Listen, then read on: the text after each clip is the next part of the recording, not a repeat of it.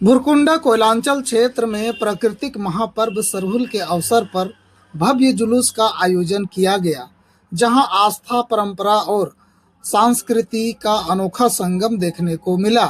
इस खास मौके पर मुख्य अतिथि के रूप में पूर्व शिक्षा मंत्री गीता श्री उरांव ने शिरकत की।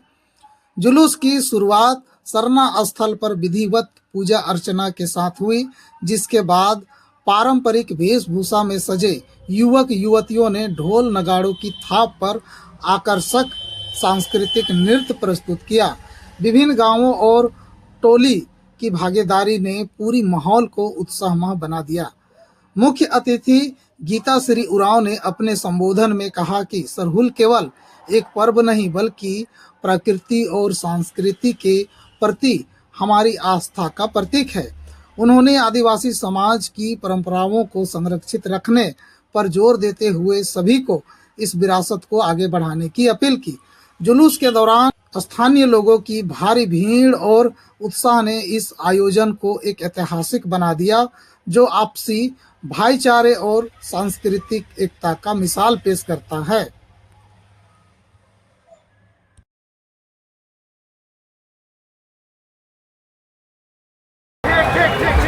मैडम, आज झारखंड के उत्तरी छोटा नागपुर कोयलांचल में आप आए हैं, कैसा महसूस हो? अच्छा लग रहा है। देख रहे हैं कि यहाँ पर लोग, आदिवासी समाज के लोग कितने उत्साह से सरहुल को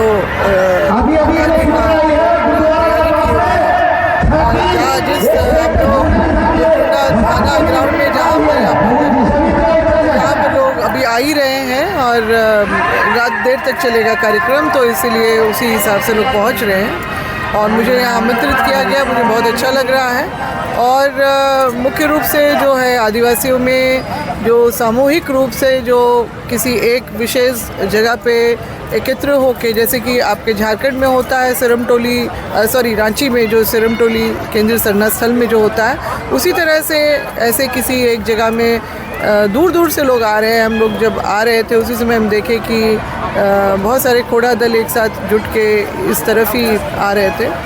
तो हमारा आदिवासियों का, सरना आदिवासियों का ये बहुत ही बड़ा एक पर्व है सरहुल, जिसको हम लोग बाहा, बा और खद्दी पर्व के नाम से भी जानते हैं। और ये सरहुल का जो पर्व जो मनाया जाता है वो आपका जो हम देखते हैं कि प्रकृति एक नया आवरण जब लेती है, मतलब आपके पतझड़ के बाद जो हरियाली छाती है पूरी प्रकृति में, उसी अवसर पे, और इसको हमारे उसमें आदिवासियों में इसको नया साल के रूप में भी इसकी शुरुआत होती है और बहुत हर्षोल्लास से मनाया जाता है। हम लोगों का ये जो है प्राचीन काल से, क्योंकि आदिवासी प्रकृतिवादी है हर हिसाब से, और हमारे जो है रीति रिवाज, परंपरा और जो अपने विधि विधान है वो भी बहुत ही साधारण होते हैं, एकदम प्रकृति से जुड़ा हुआ है। और हम लोग में बलि प्रथा हर पूजा में है, ज़रूरी अनिवार्य है। हम लोग सिंहबोंगा, धर्मेश, शाला आयो और सरना माँ को हम लोग साक्षी मानते हैं। मरांग बुरु जो संताली हमारे जो हैं इधर के, वो मरांग बुरु को आराध्य मानते हैं। तो ये हमारी विशिष्ट परंपरा संस्कृति है, हमारी जो अपनी सामाजिक व्यवस्थाएं भी हैं सबसे अलग है, हमारी एक अलग पहचान है। और हम लोग अलग उसी पहचान को और मजबूत करने के लिए जो है एकजुट होके आए हैं। सभी विभिन्न आदिवासी समुदाय एक जगह पे जुट के जो है सरहुल महापर्व को मना रहे हैं।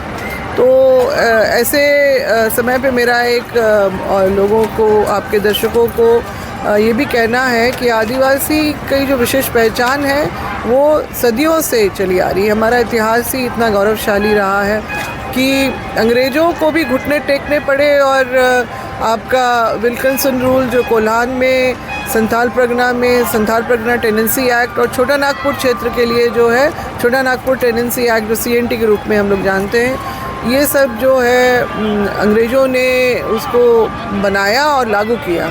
अनुसूचित क्षेत्रों का भी जो चिन्हित किया गया और उसमें स्वशासन की बात को कही गई 2 बार। एक तो गवर्नमेंट ऑफ इंडिया एक्ट 1918, फिर गवर्नमेंट ऑफ इंडिया एक्ट 1935 में भी इसको दोहराया गया और ये भी कहा गया कि देश में चलने वाला कोई भी दूसरा सामान्य कानून जो है इन क्षेत्रों में नहीं चलेगा। ये बहुत बड़ी बात है और हमें हमारी विशिष्ट पहचान के तहत जो है, जब इस देश में अंग्रेज़ों ने जनगणना शुरू की तो अलग कॉलम कोड भी लाया गया जिसके अंतर्गत हमारी जनगणना भी हुई है।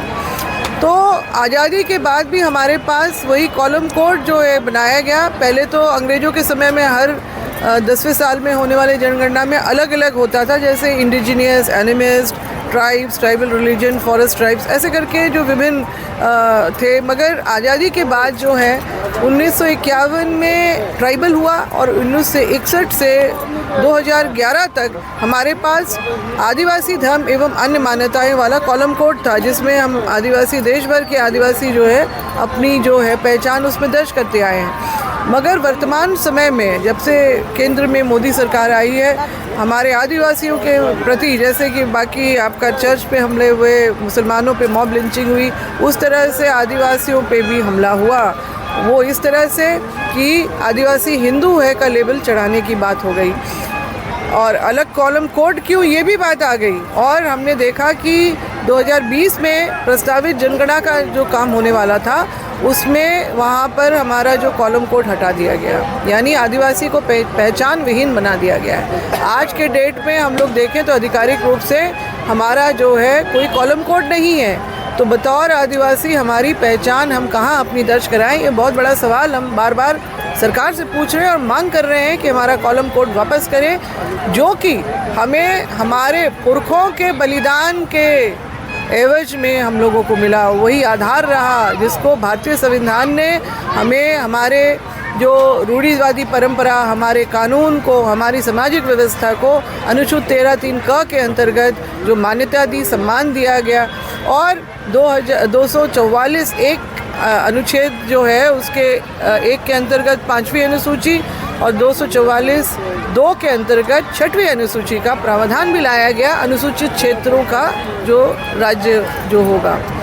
तो ये बहुत बड़ी बात है। ये हमारी पहचान को, हमारी अस्मिता को, हमारे इतिहास को एक जो होता है मजबूत पहचान देने की बात थी, जिसको आज के डेट में हटा दिया गया है। हम बार बार मांग कर रहे हैं और एक तरफ तो जो डीलिस्टिंग का बवाल मचाया गया पूरे देश भर में 2023 को कि जो धर्मांतरित करके ईसाई हो गए हैं उनको डिलिस्ट कर दिया जाएगा, मगर ये नहीं बोलते हैं कि जो सरना आदिवासी, देश भर के आदिवासी जो हैं, जो धर्मांतरित नहीं हैं, जो आदि धर्म में, मूल धर्म में है, उसको तो डिलिस्ट पहले ही